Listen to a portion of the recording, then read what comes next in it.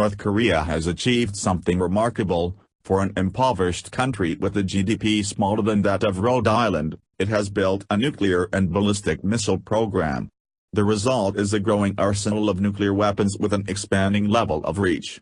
While North Korea's nukes are in all likelihood meant for regime security, in the event of war, Pyongyang would attempt to deliver devastating nuclear strikes against American, South Korean and Japanese forces throughout the region, sapping them of the willpower necessary to topple the regime of Kim Jong-un. North Korea is both more and less dangerous than it looks. While the country maintains a 1,190,000 strong armed force, one of the largest in the world, much of its equipment is obsolete. It is no longer likely capable of successfully invading South Korea.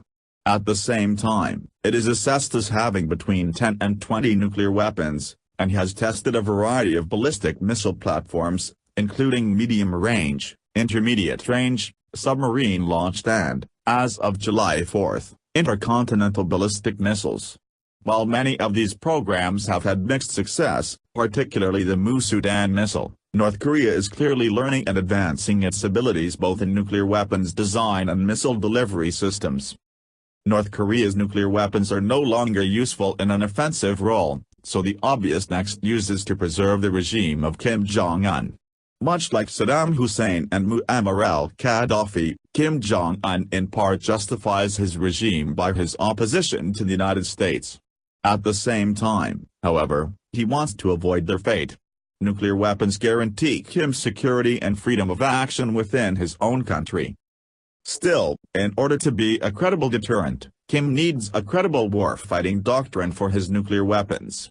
The overwhelming nuclear firepower of South Korea's ally, the United States, makes the prospect of a nuclear exchange between the two countries a disaster. North Korea has no ballistic missile defenses and would face total destruction. North Korea's limited options mean the only way to plan to use nuclear weapons is to use them first, before they are destroyed. A preemptive nuclear attack, unleashed against South Korean political and military targets and U.S. military targets across the Asia-Pacific, that stuns its enemies and promises further devastation upon retaliation, is arguably the only way in which a nuclear North Korea can survive a conflict. Other factors contribute to this reasoning. North Korea's nuclear forces are small, and may be more vulnerable to attack than otherwise believed. The United States, South Korea and Japan have extensive intelligence, surveillance and reconnaissance (ISR) assets in the form of aircraft, drones and satellites that will actively hunt North Korea's missile force down. After all, the country has only 500 miles of paved roads. North Korea has little in the way of ISR, meaning that once a crisis begins it cannot detect the buildup of enemy forces and has no idea when it will be struck. The only way to guarantee a strike as preemptive is to launch early in a crisis, once the Kim regime has determined that war is inevitable. What targets will North Korea hit?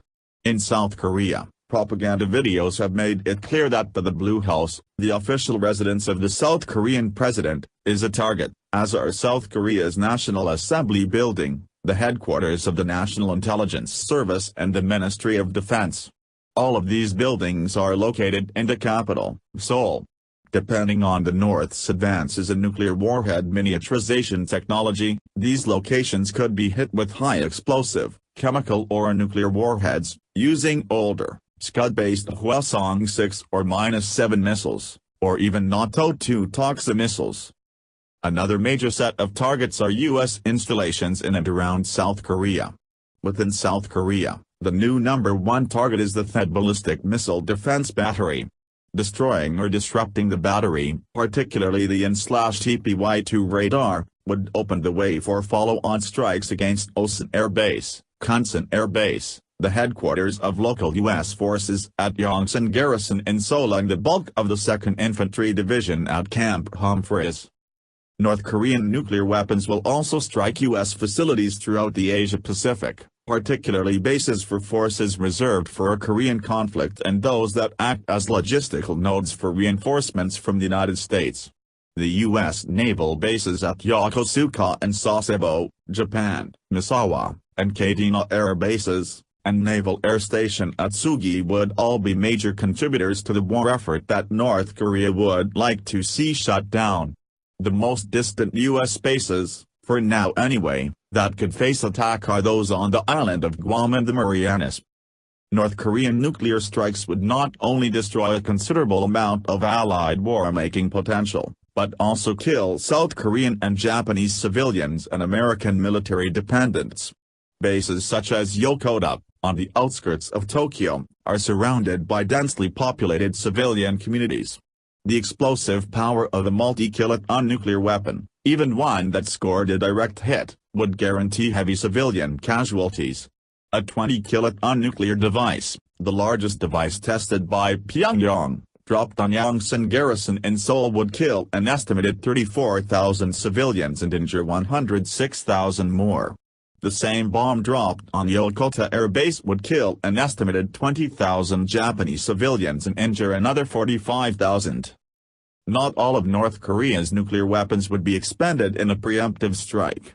Pyongyang would have to hold on to a substantial number of weapons to make credible its claim to launch a second strike if Washington and Seoul retaliated or invaded the country. This is the ideal scenario from the North Korean perspective. It's important to remember that a North Korean nuclear attack is not inevitable, or even likely. Attack only becomes possible if and when Kim Jong-un calculates it actually increases his already slim chances of surviving conflict. A reaffirmation of American resolve to retaliate to nuclear strikes in kind would be an important gesture, especially as key allies remain shaken by the controversy over NATO's Article 5 and President Trump. So long as Kim is convinced he cannot survive the use of North Korea's nuclear weapons, a preemptive North Korean strike is extremely unlikely.